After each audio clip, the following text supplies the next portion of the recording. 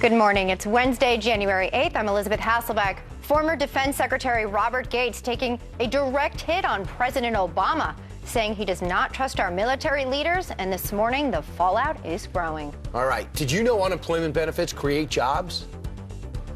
Voting for unemployment insurance helps people and creates jobs. And voting against it does not. Is the president's trickle-up theory creating a nation of takers? Think about that while Steve talks. Okay, and what does this have to do with Obamacare? I came in like a wrecking ball. I never hit so hard. Believe it or not, there's a connection, although I don't know what that has to do with anything. We're getting a lot of shots I wasn't expecting. Happy Billy Ray. Fox and Friends Hour 2 for Wednesday starts right now. Hi, I'm Evander Holyfield, four-time heavyweight champ of the world. You're watching Fox and Friends. And star of Big Brother in the UK. Sure. He's making some headlines over there. Right, actually. Right. Speaking about heavyweight fight, you know what? The White House can't be happy about a brand new book. It has been excerpted first yesterday by Bob Woodward in the pages of the Washington Post, and essentially talks about how, Robert Gates always has had a reputation as very even-tempered, calm person while he's worked at the CIA, the National Security Council, and then as Secretary of Defense for Presidents Bush's and Obama as well.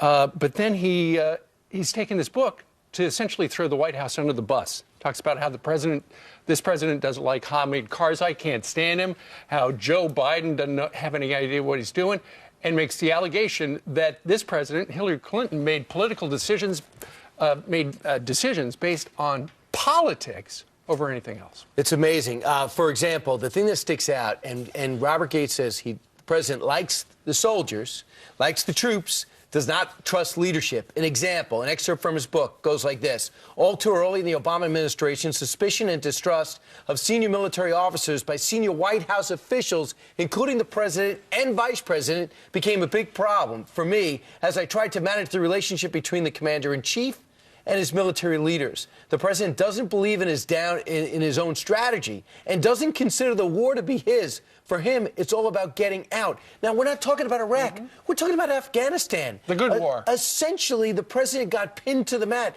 by his own statements to get elected in 2008, saying that's a war that had to be run, should have been focused on. We took our eye off the ball. So he's saying that the president okayed 40,000 troops into Afghanistan, not believing that it would be successful. How do you feel if you're the family of a soldier? Whatever you think of President Bush, don't think for a second he put a soldier into battle that he didn't think was there for the right reason or to be successful. No, and every person serving felt as though he's with him all the way, for the most part. I mean, here, this trickle-down effect to the troops is disheartening, to say the least. He also took sharp aim at the vice president, sparing no sharp words. Listen to this quote. He said, "I think he has been wrong on nearly every major foreign policy and national security issue over the past 4 decades." Well, that's inclusive. That's going to be helpful if Joe Biden decides to run for president. Hey, how would he do as commander-in-chief? Let's go to the Bob Gates book. He also accuses Mr. Biden of poisoning the well against military leadership, and he refers to what Joe Biden wanted to do in Afghanistan. He said he's wrong on that. He wanted to do the counterterrorism strikes from afar. Mr. Gates says the whack-a-mole hits on Taliban leaders were not a long-term strategy. He does not think Joe Biden has made good military decisions. When it came to Libya, they were making military decisions without anyone from the Defense Department in the room at the time. He also went on to say that when it came to defense spending and the elimination of Don't Ask, Don't Tell, they felt, Admiral Mullen and he felt like they were blindsided by the president's decision, were not even read into it, were forced to react to it within one day. Now, he is very complimentary to the former Senator, former Secretary of State Hillary Clinton in many ways.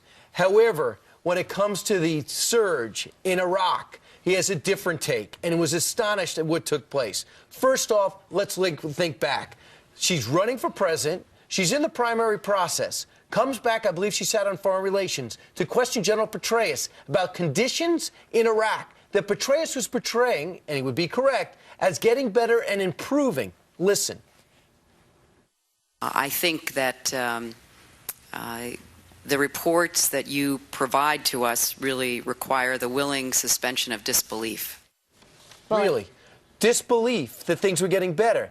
Disbelief that a surge would be effective. She, like many, like the Secretary of State today, did not believe in the surge, did not vote for the surge. Okay, that's understandable, unless, of course, you find out this about the truth. Right, so many did suspect that, and her stance was not supportive of the mission there, but this is what Gates writes in the book.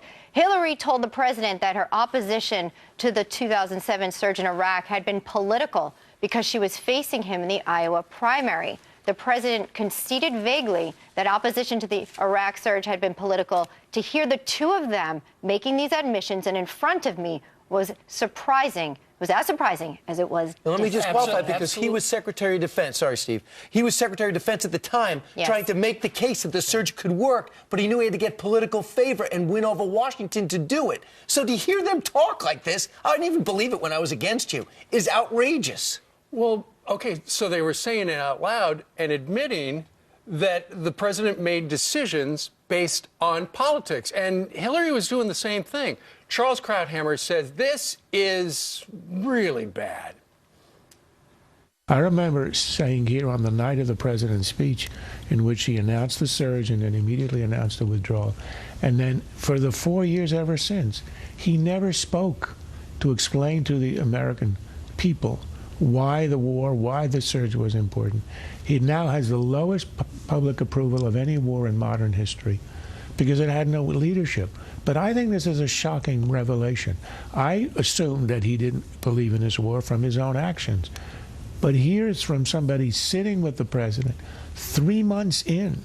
And I do think this is an indictment of the president that rises above everything else he's done in his presidency. But it shouldn't be surprising. I mean, Mr. Gates talks about how everything from the first day of the Obama administration was geared toward getting re-elected. And so, regardless of the topic, it would go through the political team. And we're not just talking about the chief of staff. We're also saying that people like Valerie Jarrett, David Axelrod, Robert Gibbs, the press secretary, all had a say in national security issues. He says, Mr. Gates does, that he'd never seen anything like that before. Maybe it happened in another White House, but he couldn't believe it. Well, remember, the administration was calling to be a transparent administration, and certainly the curtain is pulled back at this point. We want to know from you, too, do you think it's okay to criticize a sitting president?